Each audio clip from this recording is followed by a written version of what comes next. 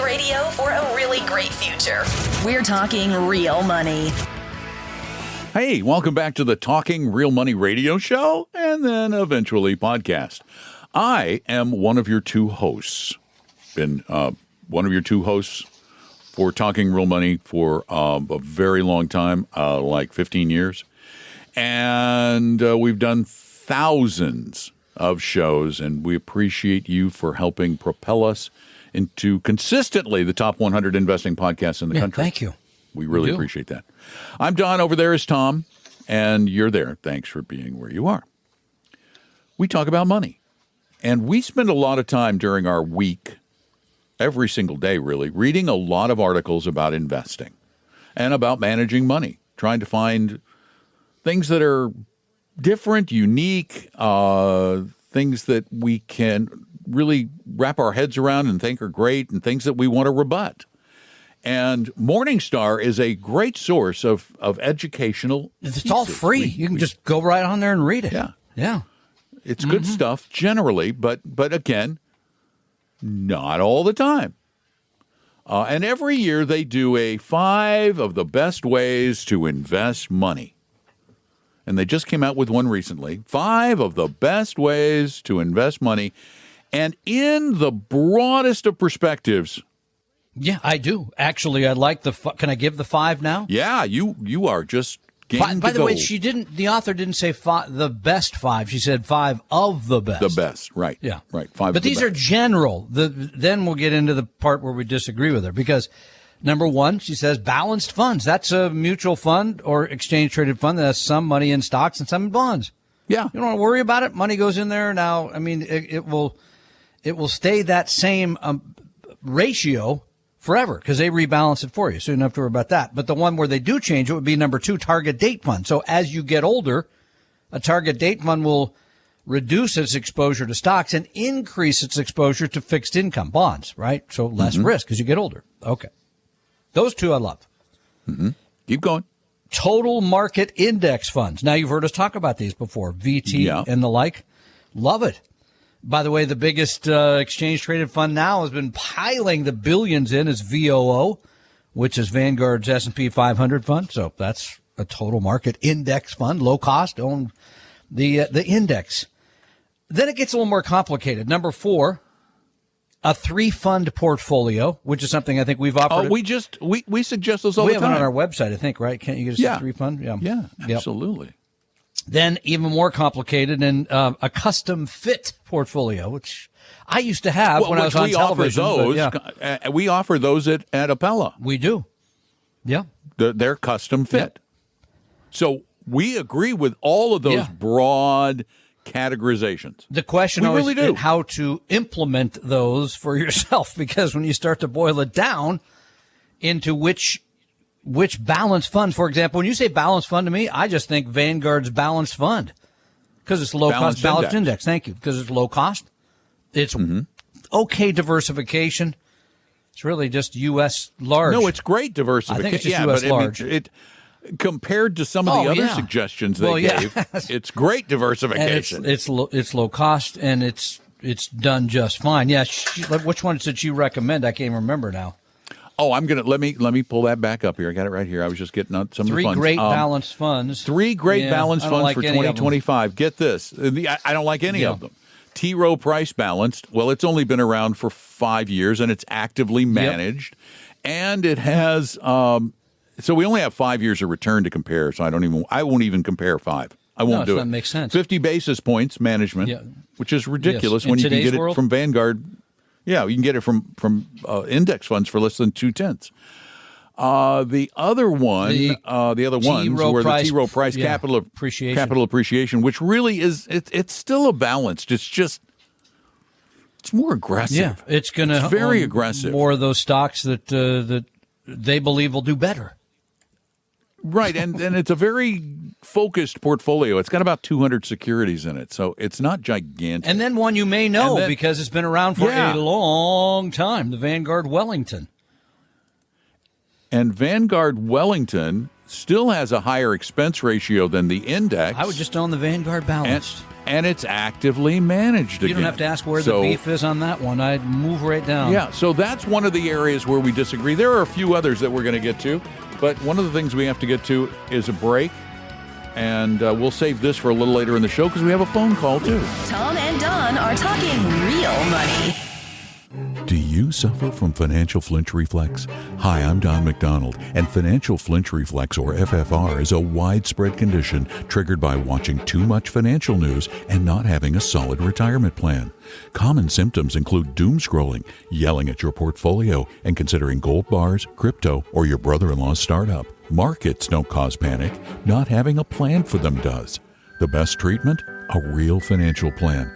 One that's based on your life, not the latest headlines. And yes, we're talking to you, future retiree. Start your financial calming regimen today with a free, no-pressure meeting with an Appella advisor at TalkingRealMoney.com or call 800-386-3004. That's TalkingRealMoney.com, because a plan is the antidote to panic. Side effects of planning may include peace of mind, smarter investing, and fewer late-night CNBC binges. Please plan responsibly. Appella is an SEC-registered investment advisor. See AppellaWealth.com or the firm's Form ADV for more details. Your guides to a really great financial future. Tom and Don are talking real money. And just quickly, the funds they suggest for target date are the American funds, target date funds, the T. Rowe Price, and the Fidelity. They're all actively managed. Yep. I just looked up the American 2035. How much? And its annual expense ratio is 0.7, 70 basis points. I think you can get the Vanguard version for like a fifth of that, or maybe less. Vanguard 2035. I mean, target retirement. Remember, target date fund has stocks and bonds, rebalancing to the allocation, and generally moving to less risk. 0.08. Oh, that's almost 1/10. It's almost 1/10. No expectation that's going to make a difference in terms of paying them more. So, again, we'll come back to a little more of their general advice. Good. Specifics, not so much. Well, and okay, let's just do the last one that I really have a beef with. Ooh. I really have a beef with this. Gets back to the Wellington thing? No, they're recommended asset allocations for a 3-fund portfolio. I don't even remember that part. Did you read that? Okay. Here we go. Years to retirement. They're saying if you have 35 to 40 years to retirement, you should have 55% of your portfolio in stocks. You should have what? 55% in stocks. The rest fixed. No, I'm sorry. 55.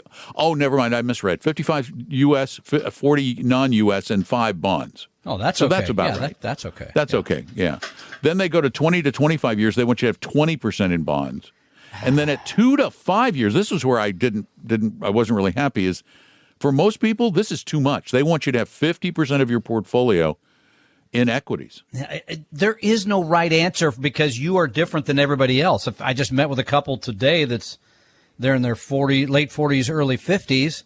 Pretty low risk quiz scores, and I'm going to recommend they probably do something like a 70-30, but hard to know. I mean, but when you give it to somebody else and you say, here's how old, and then build the portfolio that way, that's not always the best way to do it. And what this does is it contradicts their advice on the target date funds. Because, for example, the target 2025, that's for people with 0 years to retirement. Is that correct? I believe so. 0 years to retirement.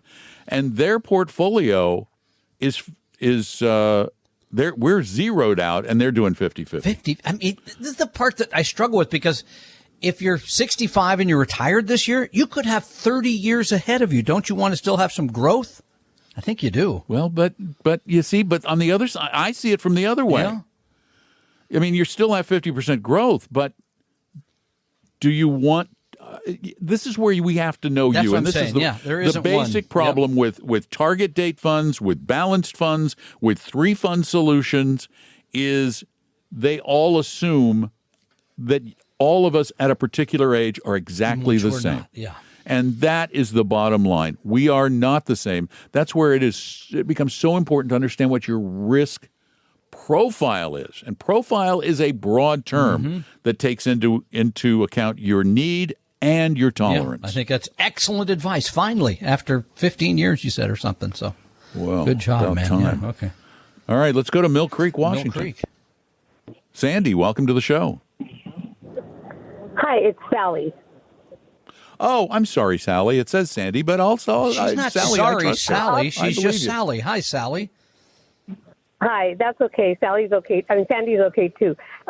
My question is, we have a 401k with Rowe Price, and my husband's going to be retiring next year around April. They said we have a very good diversity in it. I'm wondering, do we leave it there, or do we move it to Charles Schwab or Vanguard or somewhere else? What do you suggest? Are you going to manage this on your own? Yep. No, I don't want to manage it on my own. I like the way Rowe Price is managing it, and the way they said everything. I was very much diversified in it. I do like that, but I'm just concerned because he's going to be leaving the company, so I don't know what they're going to say to us if we have to leave or what to do. Well, you won't have to leave. Let me ask you a question first, Sally. You don't have to leave. Do you have a statement at hand? Oh gosh, I have my whole thing at home. I'm in my car listening to you guys. Oh, you're in the car. No, you wouldn't have it in the car. You wouldn't. But do you remember any of the funds? I would love to see what they have, just to see if they truly do have a well-diversified portfolio. But my beef with Rowe Price isn't that, really. It might be, but my main beef with Rowe Price are the fees with their fund fees. Going to be more expensive than the stuff that we want you to use. They are going to be at least twice as expensive as funds or ETFs from Vanguard, Avantis, Dimensional, Fidelity. They're just a lot more expensive. Rowe Price is a fine company, but they charge a lot and they don't, for their This fund. is one of the issues I have with the business. You don't know that, Sally, no offense. Most people don't because they don't make it readily available what you're paying on that. So I'll give you an analogy. You're in your car. You could now drive down the street and fill up for $4.50 a gallon or whatever it is, right? Say $4, right? Or you could keep driving because you like the shiny Rowe Price on the gas station and pay $8 a gallon. Yeah, I think you're going to want the 4 because it's a commodity in today's world. The funds have been commodity. You can get good indexes, you can get good diversification, and you can pay far less. But back to your other question, too, the reason I would prefer to see you move it generally out of a 401k is once it's in an IRA, it's easier to access, you have better control over it, and you have more options than you would in the 401k. So that's the reason I would probably be inclined to move it out of there.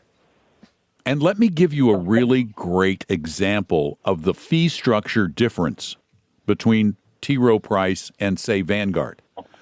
Rowe Price, let's just use their balanced fund because it's a nice 60-40 portfolio. They're very similar in their structure. The Rowe Price balanced portfolio has an annualized expense ratio of 0.6% per year. Which sounds that small. Doesn't sound like a lot. But Vanguard's balanced index has an expense ratio of 0.07%, almost 10 times lower. That makes so that sense. $4 a gallon of gas just went to 40. Okay. So what kind of IRA would I be looking for, and with what company? You could do just a regular old transferred IRA. What you would do is you would contact the company you want to work with, whether that's Schwab or Vanguard, somebody who can get you into and who will get you into indexed or relatively passive exchange traded fund products like those that we suggest regularly on the show. You go to one of them and you tell them we have a 401k that we are ready to transfer into you. They will then, you can do it online or you can do it on the phone. They will then get all the information that they need to move that money over for you. You won't have to do anything after that point, except sign some papers probably. Okay. And so when we do switch it over to, let's say, Charles Schwab or Vanguard, which one would be best, Charles Schwab or Vanguard? That's hard to say. But it's hard to say. Personally, I like some of the services that I think are more I mean, I could have either one, and I'm with Schwab because I think they just offer me a lot of really good services, and I think Vanguard they built a business as a custodian that is better, I think, than Vanguard. That's how I'd say it, but either way, you'd be okay. I mean, but either way, you're going to be totally happy. You're going to be just as happy as you can be, and you're going to be paying fees that are a tiny fraction, at least 50% lower. 855-935-TALK. That's our number. Call us. Tom and Don are talking real money. For your real life and real future, Tom and Don are talking real money. And we really, truly love answering questions. We answer them on this show every Saturday at 855-935-TALK, 855-935-8255. And we also answer them on our podcast, including a special Friday Q&A podcast. I thought it was Thursday. Just okay. Q's and A's. I'm talking about the internet one, the different one we're doing. Yours is Friday. Yeah, that's a different one. I'm talking about the regular Friday one. I confuse easily. You know that. So, okay. Fridays. I love Friday's podcast. He's been watching his wife work out in the yard, and he's feeling bad because he can't turn a wrench. And so, as a result of that, I'm gonna say happy birthday to my mother-in-law Patty, daughter Chelsea, and grandson Cole. All birthdays within like 3 days. So happy birthday to you all. And thank you, Danielle. They're not listening. Thank you, Danielle, for putting together the wheelbarrow. Do you honestly think any of them are listening? No, but my wife is listening, and she will tell them that was. She is listening? Yes, so she had to go somewhere. She had to go somewhere in the car. Does she listen too? No, only. So she's listening to us in the car. Okay, Tom, that's why you haven't said anything. Okay, I get it now. You figured it out. You knew. You knew. 855-935-TALK, 855-935-8255 is the way to get to us on Saturdays. And then we also turn this into a podcast next week, so you'll have an option to listen back. I want to finish up on the Morningstar piece on the 5 better ways to invest. And number 5 on their list is something that we advocate. But it's a sticky wicket, as they say, and that is building your own custom-fit portfolio. And this is the part that has been an internal debate of ours, really going back 25 years. Since the beginning. Or longer, because the idea here is, should we give you 10 funds to build a 10% here? And number one, will you build it? Will you rebalance it? Will you take care of it properly? That's the kicker. Hard. That's the sticky wicket part, because you may build it. Yep. You might build it, although we found that you might not build so it. Many that times. You'll kind of do a variation on the theme. I still have X because I love X, right? Or I got into it and it's very complicated. Or, I did build the portfolio, but then the market did this, and this, and I didn't rebalance it because it's just a lot of work. Or I built the portfolio, but I really don't like those kind of securities, so I'm not putting them in. Or one part of the portfolio doesn't act like the others. This happens a lot. That's the other one. I got to get rid of that one because it went. No, that's what you should expect. Did we decide? What did we decide about custom portfolios? There's only one way to do it. We decided for you all, if you're going to be do-it-yourselfers, that really it should probably be a 3 or 4 fund portfolio. No offense. Mm-hmm. I'm not very good at putting stuff together. I couldn't fix a car. I wouldn't do it. I mean, that wheelbarrow, I guarantee you that wheelbarrow only had 7 parts. Actually. And he couldn't put together a 7-part wheelbarrow. You learned everything you need to know. The 7th is the wheel. You see, that's why we have an odd number. I was dragging it along the ground. I couldn't figure out. Okay. 7-part. So if he can't do a 7-part wheelbarrow. Can he do a 10-fund portfolio? Can you do a 10-fund portfolio? Yeah. So back to that. 3 for most people, because then you have 1 U.S., 1 international, 1 bond fund. That seems to work pretty well.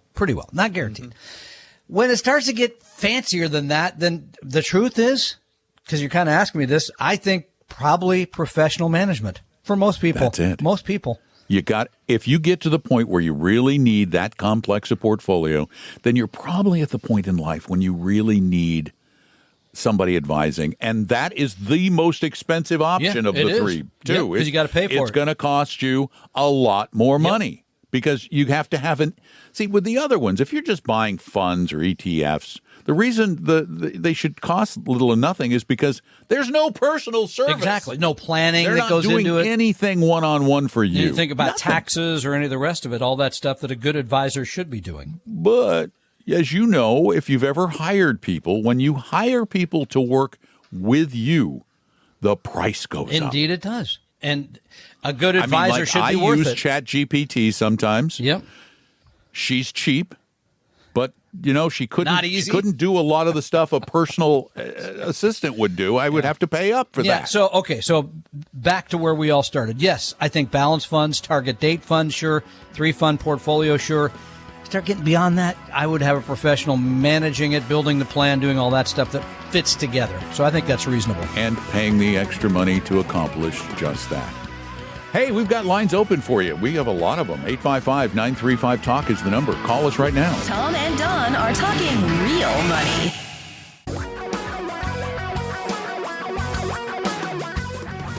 Reality radio for a really great future. We're talking real money. Well, what is money? Money's just a really gigantic part of your life. It really is the fuel for our existence. It's the stuff that powers our life. It provides us. It even provides us the energy to keep moving physically every day. The food we eat, the place we live. We need money, and we need to understand it better, because if you don't, you're going to make gigantic mistakes. So before you get into a position that you might regret, it's not going to hurt to give us a call, either right now at 855-935-TALK or on Saturdays, or go to talkingrealmoney.com and send in a question either verbally or type it in. So there's so many ways to do this. And let's go to Seattle, Washington right now. And Lynn, you're on Talking Real Money. Hello.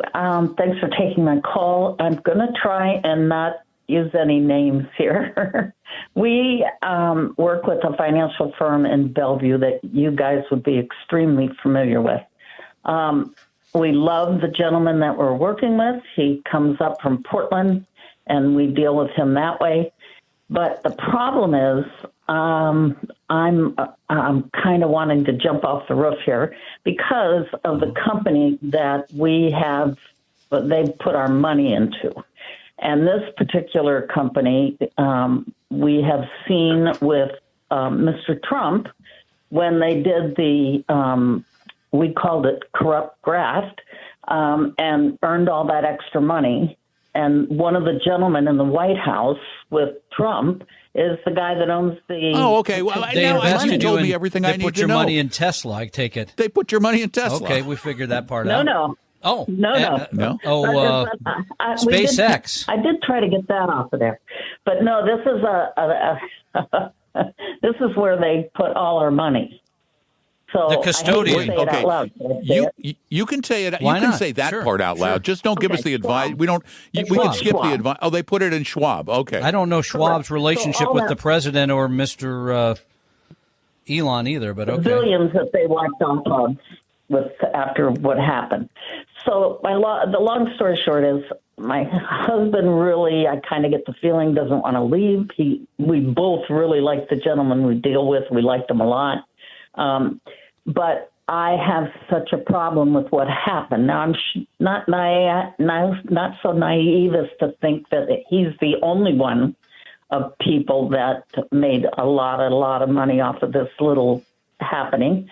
So I need to know that we should just stay there, and that it's one, you should probably stay there, because here's the thing. I get that politically we get very angry at people and products, but the fact of the matter is, I'll give you a great example. One of my favorite products in the whole, or many of my favorite products in the world, are made by Apple. Tim Cook cozied up to Trump. Yeah. Along with some other, why did he do other it? Tech bros. Yeah. Yeah, he did it because survival. He's got to keep his stock price up and his products coming in. So sometimes you have to bend the knee, as they said in Game of Thrones. Exactly. Even though you don't want to, and there are a lot of distasteful things that a lot of firms with whom I personally deal. I just don't like them, but their products are good. And I don't want to cut off my own nose to spite my face because, honestly, they're not going to notice anyway. Okay, but the question to you still would be, Lynn, where would you take the money where they've been, perfectly apolitical, where they haven't got involved in anybody? I think it'd be hard to find anybody. I mean, I guess you could say Vanguard maybe because they're owned by the shareholders themselves. So I guess they don't, but I don't know where you'd go to find somebody who's never made a mistake like that in the past, I guess. I don't think several billion is a mistake. I think it was pretty much graft. But the deal is this. We love the guy we deal with. We love the company we're with. We are going to go see him pretty soon. He's going to be up in Portland pretty soon, and we're going to make an appointment and go to see him. But, we aren't wealthy. We're by no means wealthy. We are both retired now. We were to leave, they wouldn't even notice. I mean, that's how unwealthy we are. I got to tell you, if you had $100 million and you left, trust me, they wouldn't notice. That's not the reason to do it. That's not the reason to do it. That's not a good reason. You have what everybody should have with an advisor, a relationship that you cherish, that you think is valuable, and I wouldn't let a political dispute get in the way. Talking real money. Your guides to a really great financial future. Tom and Don are talking real money. Wow, we're in a very strange political world. Honest to goodness, I've been in this business a very long time, talking to people on the radio or on podcasts, and I can never remember a time when somebody wanted to change their investments because of their political differences. I mean, I know we've had socially responsible investing and environmental investing and things like that, but it's a very strange and specifically time a custodian. I never heard anybody want to move their money from A to B because they were unhappy with something. And if you chose Fidelity, fair, I looked it up. Fidelity gave money to Trump. I mean, they probably all give money to both sides because they're no dummies. Exactly. Guess what? Hedge my bets. I looked at Vanguard's giving, and they didn't give any to Trump, but they did give a lot. They give half to the Dems and half to the Republicans. Gee, I think they split it in half. 855-935-TALK. We would love to try and help you manage your money better, and we've got lines open and lots of time remaining. So give us a call, 855-935-TALK, 855-935-8255. One of the biggest purposes of this show is to help you get to that thing called retirement. Which neither of us are going to, with more money. Neither of us are going to do, we've decided. We've decided we're not retiring. No, we already publicly have stated. Die at the mic. Pretty much. I honestly, I think that would make for I think we'd get more listeners. Dramatic. Yeah. As long as somebody could figure out how to come in and edit the thing, because I'm the one who edits it all. Bad. So I have to go first, then, is what you're saying. You have to go first on the air. Yeah. Okay. And you're younger than I am, so you got to take worse care of yourself. Starting today.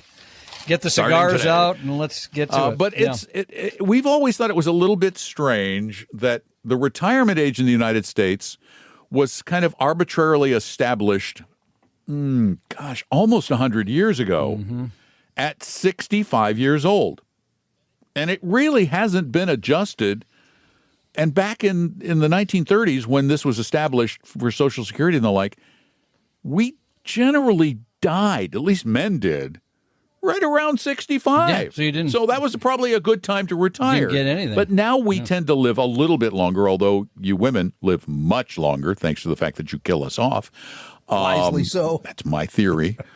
That maybe the retirement age could be raised. Yeah, I mean, in the country that's known for what? The Little Mermaid statue and Legos. Denmark this week decided to raise their retirement age to 70 for people born after 1970. That's a ways down the road. That's a ways down the road, because 1970 you'd be 60. You'd be 55 today. 55. Yeah, 55. 70 plus. Yeah. So you're telling them instead of getting out of work in 10 years, now they got to go an extra 5. Yeah. And remember, they tried this. Didn't they propose this in France? I forget what happened. They tried to burn the place down, I think. They did, and they exactly France. They were riots. I mean, and here's the thing that you mentioned something about people living longer. Well, they kind of are living longer. A lot of these, particularly in Scandinavia, and a lot of these countries have a lot of people on pensions, more than you get in the U.S. So they've been kind of like, well, we'll probably get ahead of this and fix it. I mean, that separates them from our Congress, which is going to, I guess, wait on Social Security until the day before the fund doesn't take enough in to pay out all the benefits. But so this is an interesting moment around that thing, retirement, Don, because everybody is going to have to make an adjustment for everybody to finance everybody's retirement at the end of the day. Right. It's all about a finite supply of money is what it comes down to. And by the way, I didn't even keep up with this, but despite the riots in 2023, France did raise its retirement age from 62 to 64. So you and I would be long retired if we're following the French rules. So, but again, that's because that's really just to get a government pension. Yeah. Okay. Fair enough. I think that's the same thing here in Denmark too. They're talking about, but to get a government pension. Yeah. So, I mean, the question is, we found in this country that pensions are incredibly expensive. They have taken down companies. Yep. They have destroyed nonprofits because we didn't anticipate, one, how long people would live, and two, how expensive they were going to be. Well, I think you could be honest and say, three, they were not well managed. No, they were horrible. The money came in, a lot of poor things are done.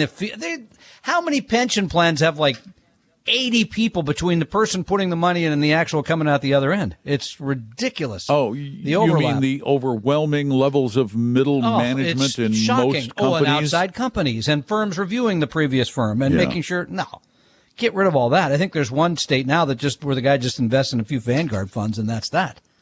Way better system. So anyway, I just found this interesting because this is part of the continuing debate and they're out ahead of certainly where we are, because this is something that's going to have to be done.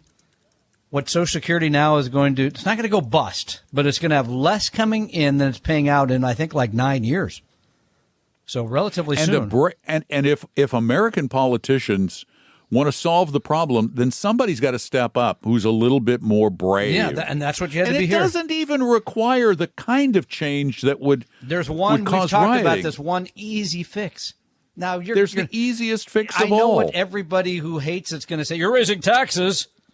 Well, yeah, you kind of are. Yes. Yeah. Yes. Yeah. Yes. But on income above basically $200,000.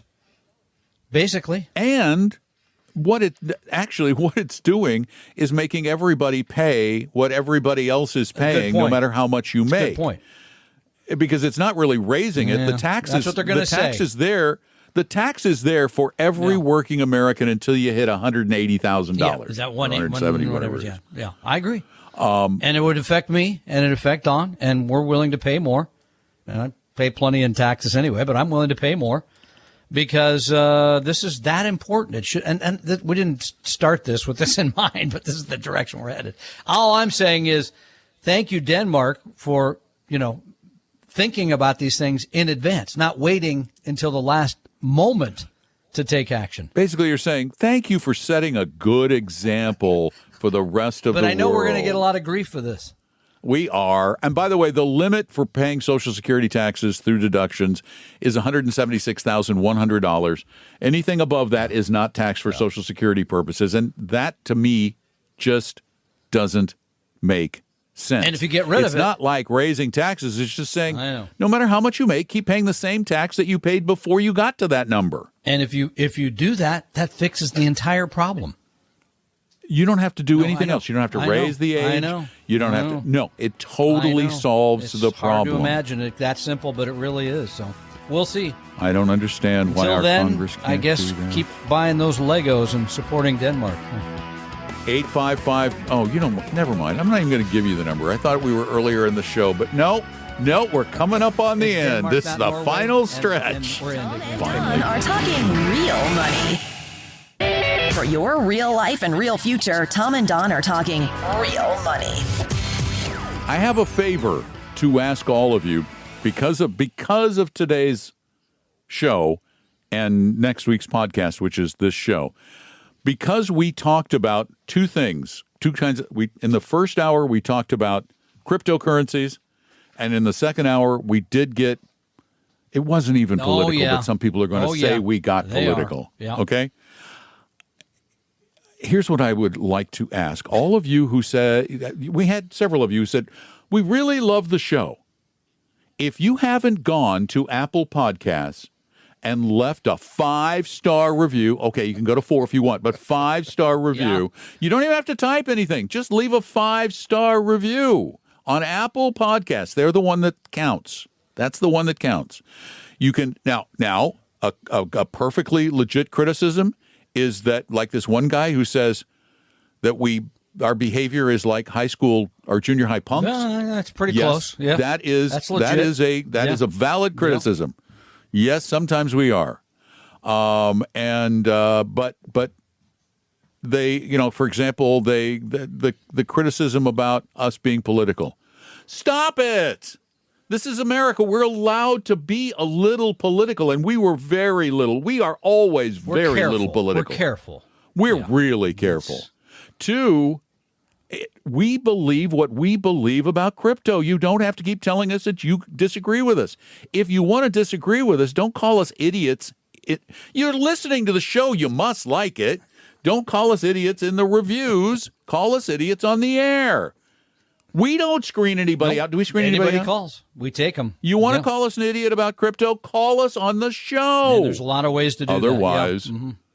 Yeah. Mm-hmm. But please, to offset the bad reviews that I know we're going to get from the very emotional who listen and hate it when we disagree with them, please go give us positive reviews at Apple Podcasts. It's really easy to do. You don't even have to keep using it. Just use it once. You can sign up and use it once, and you're not going to get spammed or anything. Is that on the internet, or how do you do that? It's Tom. It's on the internet. Just checking. I didn't know. If it was have like you a ever fruit listened or to us on so, Apple Podcasts? No. Yes, of course I have. Yes, you have. I listen to your Friday podcast every week religiously. I love it. And where was it? Was it on the internet? I just push a button and then it starts playing. I have no idea where it comes from. Same thing. Don't take me back to junior high school. I knew more then. So. Oh, this is an interesting review. We got 2 stars. Yeah. But it says they're very smart and entertaining. And however, they believe that we are getting paid to push obscure ETFs that have only been around for a short period of time and have huge fees. You know what they're talking about? Avantis. Yeah. Yeah, they're talking about Avantis. They have been around for a short period of time, but it doesn't matter because of the way they manage money. It doesn't. Yeah. Right, they're not. They didn't come up with a new idea. There's no. Their track record is the market and the rules that they follow, and their fees are higher because it is a slightly more complex strategy. But what's their highest fee? Is it like 30 basis something points? Like that, 23, 24 basis points? 20-something, yeah. It's not that bad. Anyway, Thank you for answering if those. you want some help, we love helping people. Just go to talkingrealmoney.com, and you can even meet with one of our advisors for free or for nothing with no sales pitch. Had a great week of chats, so happy to have more. So, yeah. Tom wants more before he goes on another in the long line of vacations. And also, if you have questions, well, go ask them. Just hit the contact button at talkingrealmoney.com. The opinions and views expressed on this podcast were current on the date recorded. Opinions, estimates, forecasts, and statements of financial market trends that are based on current market conditions constitute our judgment and are subject to change without notice, including any forward-looking estimates or statements which are based on certain expectations and assumptions. Although information and opinions given have been obtained from or based on sources believed to be reliable, no warranty or representation is made as to their correctness, completeness, or accuracy. Information presented on the podcast is not personalized investment advice from Appellate Wealth. The views and strategies described may not be suitable for everyone. This podcast does not identify all the risks, direct or indirect, or other considerations which might be material to you when entering any financial transaction. Past performance does not guarantee future results, and profitable results cannot be guaranteed. We hope you realize that the information provided on Talking Real Money is for informational, educational, and hopefully enjoyable purposes only. The podcast is not trying to get you to buy or sell any financial products or securities. Instead, the program is provided as a public service by Apella Wealth, a fee-only registered investment advisor. Please see Apella Wealth's ADV Part 2A on our website for information regarding Apella's fees and services. Apella Capital, LLC, DBA Apella Wealth, is an investment advisory firm registered with the Securities and Exchange Commission. The firm only transacts business in the states where it is properly registered or excluded or exempt from registration requirements. Registration with the SEC or any state securities authority does not imply a certain level of skill or training. Apella does not provide tax or legal advice, and nothing either stated or implied here should be inferred as providing such advice. Thanks for listening, and please visit TalkingRealMoney.com for more information and important disclosure related to performance of any specific index or fund quoted in this podcast. And the lawyers get richer.